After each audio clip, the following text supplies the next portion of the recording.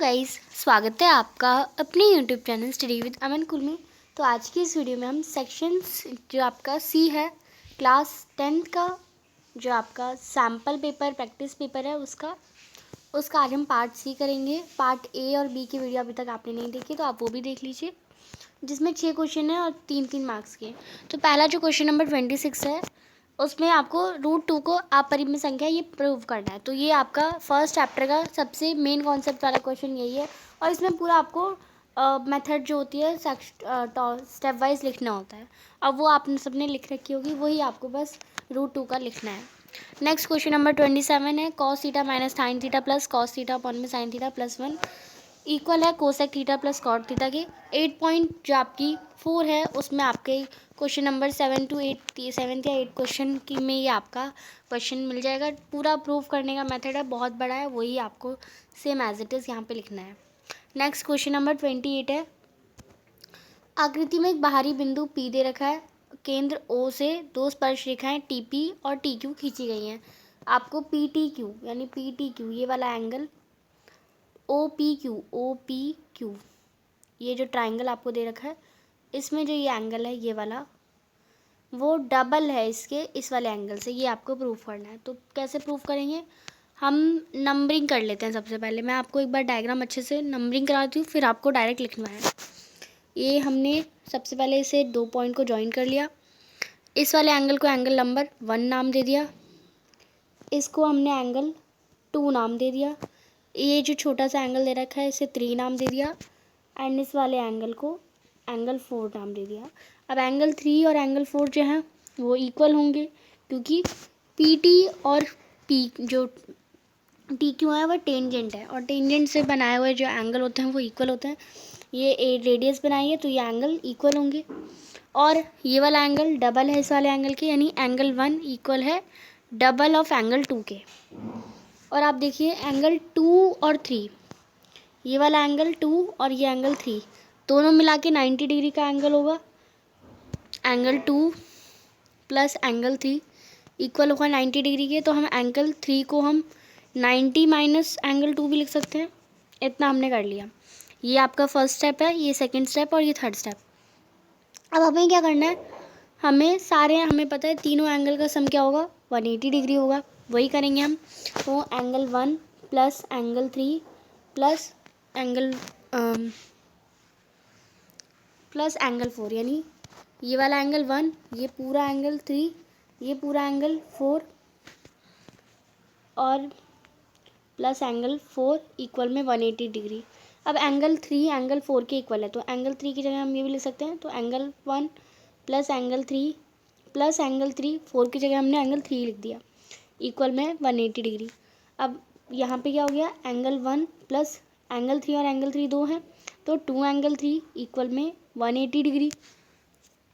अब यहाँ पे हमें एंगल 1 की वैल्यू निकाल लेना, एंगल 1 इक्वल प्रूफ करना है 2 एंगल 2 के। तो हमने क्या करा, यहाँ पे मैं इसे रफ करके देती हूँ।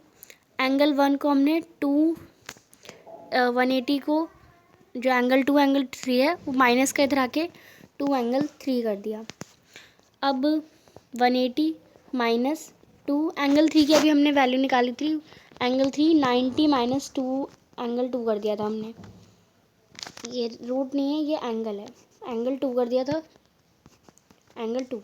तो एंगल 3 की वैल्यू यहाँ डाल देंगे, angle 3 equal to 90 minus angle 2। अब 2 इंटू 90 करेंगे तो 180 आ जाएगा, माइनस में 180 और माइनस का 2 इंटू 2 √2 2 इंटू एंगल 2 करेंगे तो 2 एंगल 2 आ जाएगा। 180 प्लस का माइनस का कट जाएगा तो एंगल 1 इज इक्वल टू क्या आ गया, 2 एंगल 2। तो ये आपका आंसर हो जाएगा, यही आपको प्रूफ करना था। नेक्स्ट क्वेश्चन है एक डब्बे में 1 से 90 तक की संख्या वाले 90 कार्ड हैं, यानी टोटल कार्ड कितने हैं, 90 हैं। पूरे टोटल कितने हैं, 90। यदि डब्बे में एक कार्ड व्याख्या निकाला नहीं एक कार्ड निकाल जाता है रैंडमली, तो निम्न के आने की प्रक्रिया बताइए।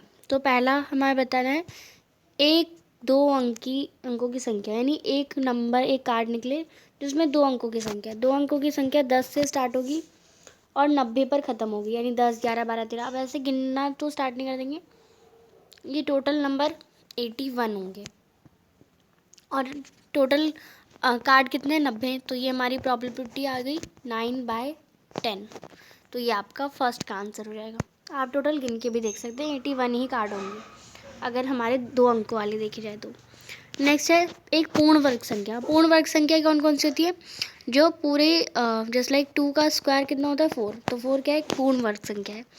तो 1 होती है, 4 होती है, 9 होती है, 16 होती है, 25 होती है, 36 होती है, और उसके बाद क्या होती है? 49 होती है, देन हमारी 64 होती है।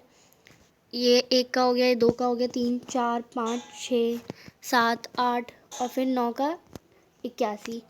अब हमें पूछना बोला है 90 तक ही तो बोला है ना हमें, तो कितनी संख्या हो गई? 1, 2, 3, 4, 5, 6, 8, 9। तो टोटल 9। प्रोबेबिलिटी कितनी हो गई? 9।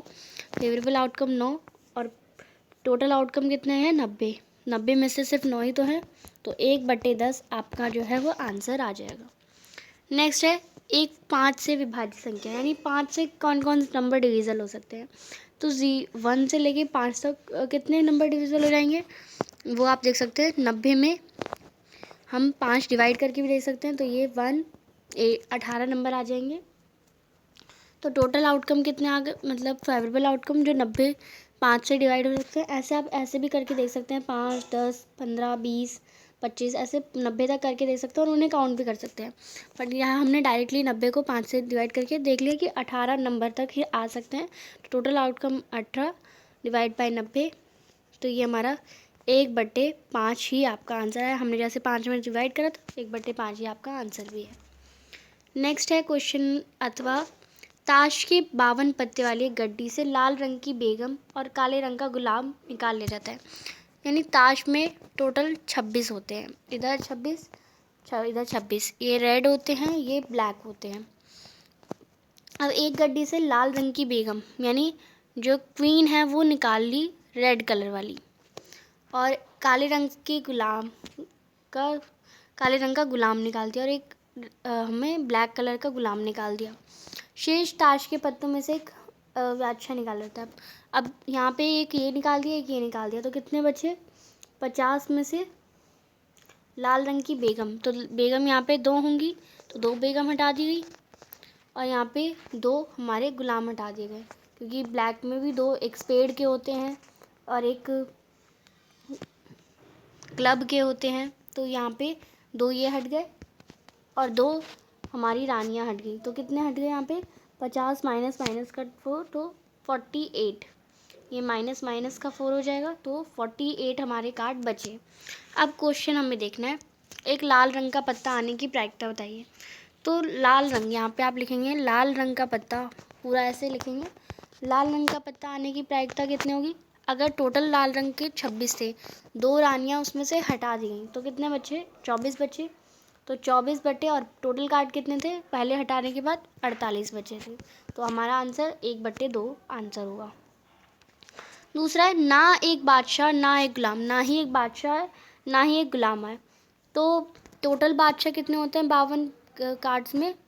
हमारे 52 कार्ड्स में टोटल 4 बादशाह होते हैं, 4 किंग होते हैं, पर हमारे पास अभी टोटल कार्ड कितने हैं? 48 है।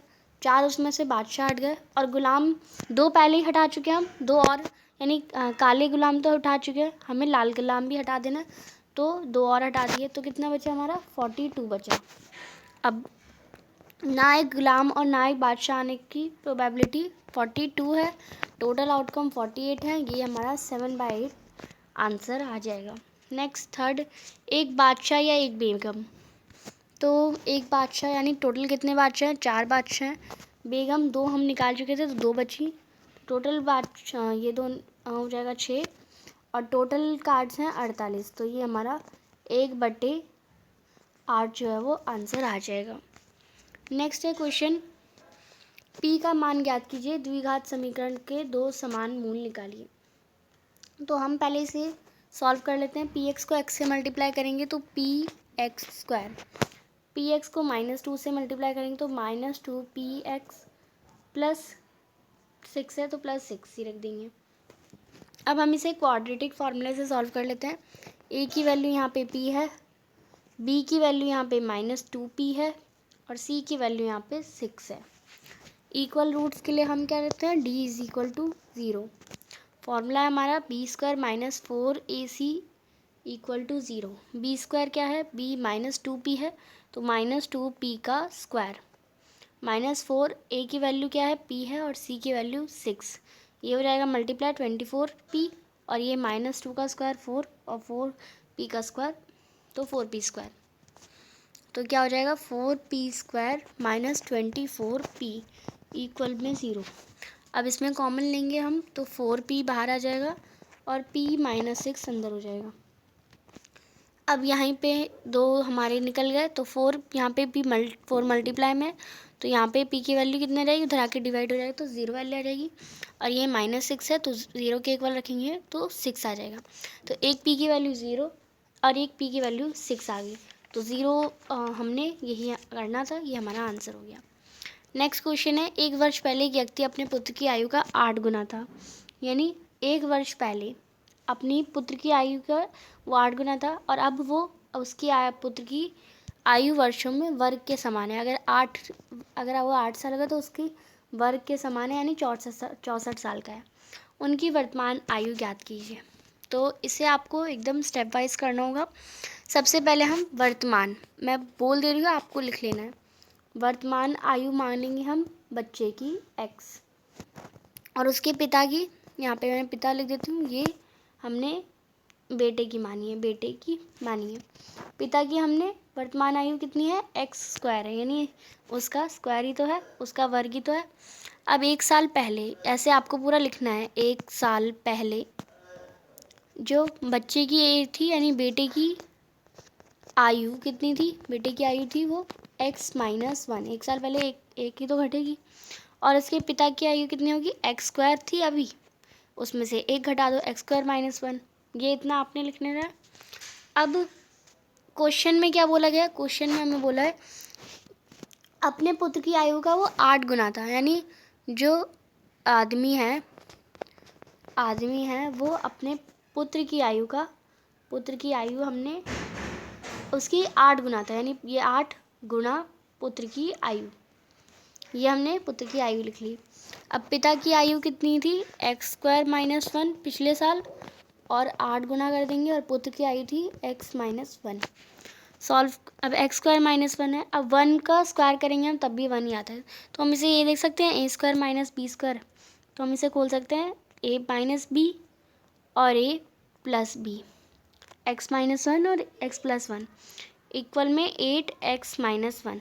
अब ये x - 1 है, इधर आके डिवाइड में कट जाएगा तो x - 1 और x - 1 कट गया। x + 1 = 8 और प्लस का 1 है, उधर आके माइनस का हो जाएगा तो x की वैल्यू 7 आ जाएगी। तो x हमारा 7 आ गया, यानी बच्चे की आयु कितनी आ गई, 7 वर्ष आ गई और उसके पिता की आयु कितनी आ जाएगी, x² यानी 7 का स्क्वायर यानी 49 जो है उसके पिता की आयु आ जाएगी। ये आपका आंसर हो जाएगा। नेक्स्ट है, एक 3 मीटर व्यास वाले कुएं को 14 मीटर गहरा खोदा गया। इसमें से एक निकली मिट्टी को 4 मीटर चौड़े वेले के आकार में एक चबूतरा बनाने के लिए समान रूप में रखा गया।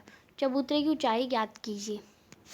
तो जो क्वेश्चन है ये पूरा आपका NCERT का क्वेश्चन आपको दे रखा है, वहाँ से आप इसे कर सकते हैं। तो आई होप आपको अच्छे से समझ आ गया होगा। कोई भी डाउट हो कमेंट सेक्शन में पूछ सकते हैं। नेक्स्ट पार्ट हम अपनी नेक्स्ट वीडियो में करेंगे। चैनल को अभी तक सब्सक्राइब नहीं किया तो प्लीज़ सब्सक्राइब ज़रूर करें। वीडियो अच्छी लगी तो इसे लाइक करिए और दोस्तों के साथ शेयर ज़रूर करिए।